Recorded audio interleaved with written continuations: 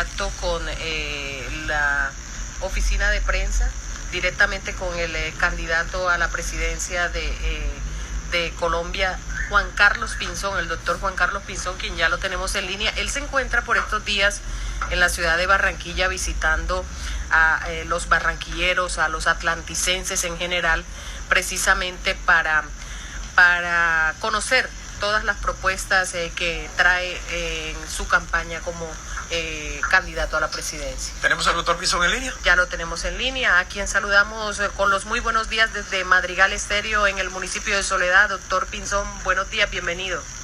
Muy buenos días, un saludo para ustedes en la mesa de trabajo de Radio Madrigal, en Soledad Estéreo, aquí desde la ciudad de Barranquilla. Contento de estar por aquí. Llegamos desde el día sábado y estaremos durante una semana visitando las calles, los barrios, hablando y escuchando a la gente de manera muy comprometida. Y bueno, de verdad contento de estar aquí representando eso que somos, gente independiente, de clase media y básicamente con posiciones de firmeza en lo que tiene que ver con la seguridad, pero al mismo tiempo de mucha convicción en lo que tiene que ver con la necesidad de ofrecer oportunidades, y eso sí, actuando de manera diferente a lo que ha sido la política y el poder en Colombia, que es con transparencia absoluta.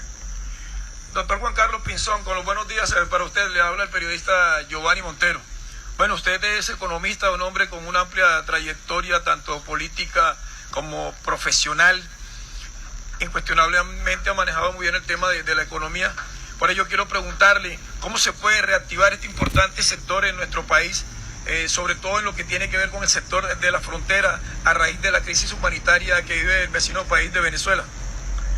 Estamos hablando de dos temas diferentes, ambos muy importantes, y me parece muy acertadas sus preguntas. Por un lado, el tema de Venezuela es un tema muy grave y yo ahí veo dos puntos. Primero, nosotros tenemos que establecer un programa de atención humanitaria de carácter internacional, porque hay que poder atender a todas estas personas que están viniendo desde Venezuela, llenas de hambre, llenas de necesidades, llenas de una cantidad de situaciones que son muy delicadas, con miedo. Pero al mismo tiempo, así como es necesaria esa atención con recursos internacionales, es necesario hablar de lo que importa. Colombia necesita que se dé un cambio de régimen en Venezuela, por el bien de los venezolanos y por el bien mismo y la seguridad de Colombia.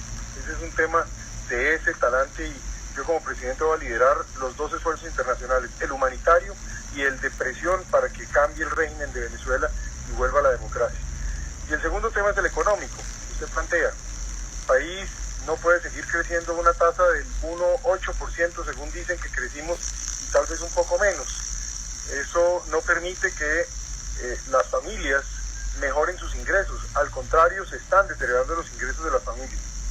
Por eso es tan importante pensar en cómo tener un programa económico serio. Como usted dijo, yo soy economista, luego yo en esto no puedo improvisar, sino tengo que decir a la gente las cosas como son. Vamos a tener que hacer primero de todo un gran plan fiscal. Ese plan fiscal lo que debe buscar es recortar gastos excesivos como en publicidad, pero también pensar a partir del año 2020 cómo empezamos a reducir las tasas de impuestos corporativos para que se queden más empresas y más empleos, pero por el otro lado también cambiemos el modelo que tenemos de IVA hacia un impuesto al consumo, de modo que bajemos esa tasa del 19 al orden del 12%, que sea competitiva y que precisamente le quite un poco de presión a las familias, pero garanticemos eso sí, que todo el mundo pague, que se reduzca fuertemente la evasión. Ahí también creemos el tema de crear zonas económicas especiales que inviten a la creación de empleo nuevo, especialmente de empleo joven o reentrenamiento de personas mayores de 50 años para que también tengan acceso al empleo. Sin duda, eliminar trámites. El gobierno no puede seguir siendo el obstáculo del desarrollo y el progreso de la gente. El gobierno tiene que ser el facilitador de la vida y la calidad de vida de las personas. Eso es muy importante. Y finalmente, me parece de la mayor relevancia hablar también del tema de las reglas de juego. Aquí estamos cambiando las reglas de juego, no hay coordinación entre las autoridades nacionales y locales. Necesitamos crear un modelo de coordinación muy bien estructurado. Doctor Pinzón, como es ministro de Defensa, de nuestro país, ¿le ofende el hecho de que Timochenko sea candidato a la presidencia? Yo y a todos los colombianos nos tiene eso ofendidos en general, porque no se trataba de hacer un acuerdo donde se premiara a los peores delincuentes de la historia, no se trataba de darle más beneficios a quien había ordenado asesinatos, había matado, había cometido todo tipo de violaciones a la ley y a las normas internacionales y de inmediato darles un premio. De lo que se trataba, y ya era difícil, era asumir que pasaban por la justicia y que después de eso quedaban con los mismos derechos de los demás ciudadanos. Pero resulta que hoy ellos tienen beneficios que ningún ciudadano tenemos. A ellos les dan plata, les dan carros blindados, les dan emisoras, les dan curules. Dígame a qué otro colombiano que nos escucha allá en Soledad o en el departamento del Atlántico se le dan semejantes beneficios, además de todo, habiendo siempre cumplido con la ley y siendo respetuoso de las normas.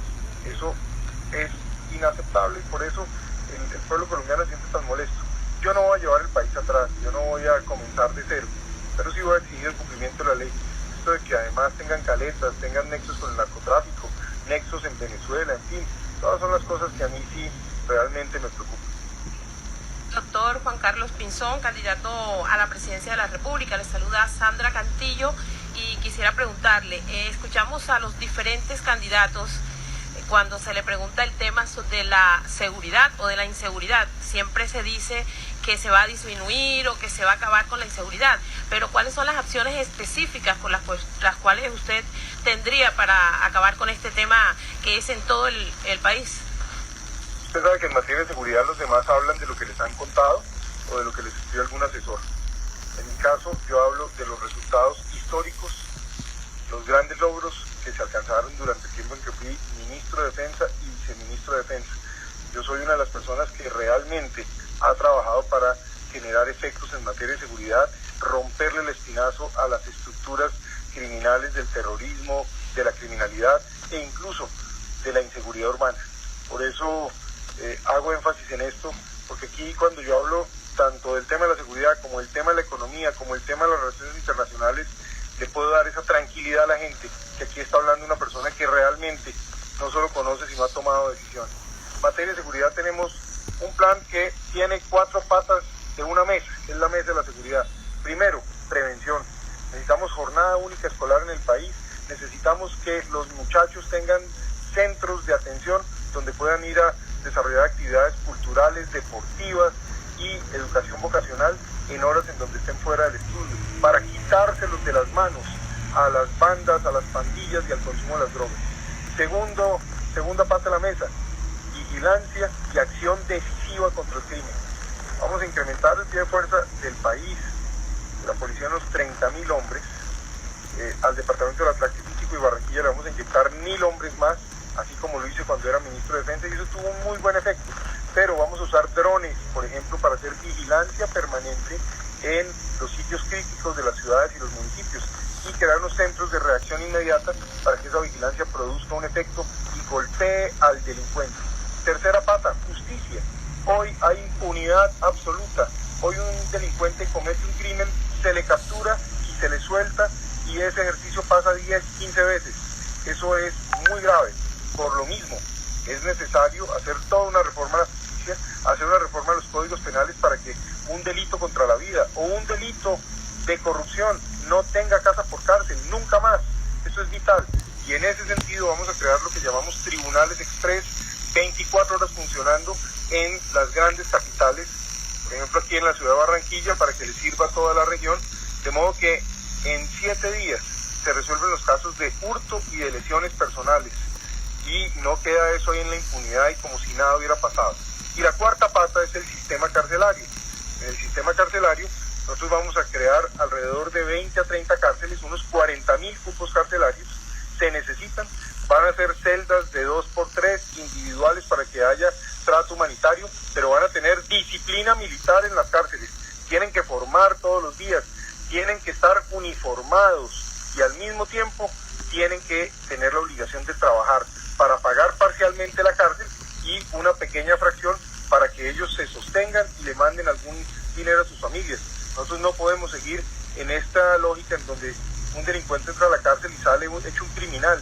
Necesitamos que un delincuente entre a la cárcel y salga con la expectativa que pueda ser un ciudadano que sabe hacer algo. Con esto les dejo un mensaje claro. En materia de seguridad, mano firme, mano dura. Para mí eso está aprobado, pero al mismo tiempo también se necesita movilizar las oportunidades para que la gente precisamente tenga futuro, sobre todo los jóvenes y también los adultos que de una u otra manera ya no les dan empleo. Como expliqué en el plan económico, es necesario que tengan oportunidad. Yo les agradezco mucho. Estoy aquí en Barranquilla en estas jornadas intensas y ha sido para mí un gran honor hablar con Radio Madrigal allá en el municipio de Soledad. Muchas gracias. Doctor Pinzón, antes de que se vaya de la línea, me gustaría plantearle una pequeña pregunta referente a que para nadie es un secreto que aquí en el departamento y en toda la costa norte de Colombia existe el tema de los apagones con la famosa Electricaribe. Aquí en Barranquilla hemos tenido, en Barranquilla, en Soledad y su área metropolitana y en todo el Caribe hemos tenido precisamente esta situación. ¿Cuál es la propuesta del candidato Juan Carlos Pinzón para incentivar todos estos proyectos de energía que queremos salir de todo este tema bastante molesto para la comunidad? Es un tema muy grave. El departamento del Atlántico y la costa caribe en general siguen sin tener acceso a energía de manera permanente. Y eso me parece ya grave, ya muy difícil de manejar.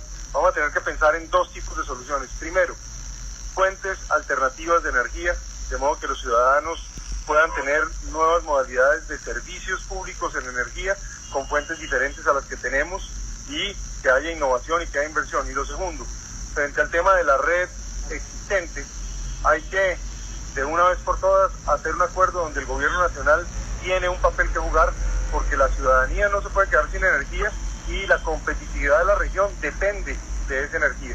Entonces, con esa claridad le hablo. Vamos a encontrar dos soluciones a este tema que den opciones a la gente. Y gracias. Yo tengo que partir en este momento, pero le agradezco mucho la oportunidad a ustedes. Un abrazo a todos los ciudadanos del municipio de Soledad, del departamento del Atlántico. Bueno, muchas gracias al doctor Juan Carlos Pinzón por estar con nosotros, candidato a la presidencia de la República. Es un candidato independiente, el doctor Juan Carlos Pinzón. Claro. Por lo que dijo acerca del aspecto económico del país, colijo de que no es partidario para nada de la nacionalización de la economía colombiana. Son las 7 de la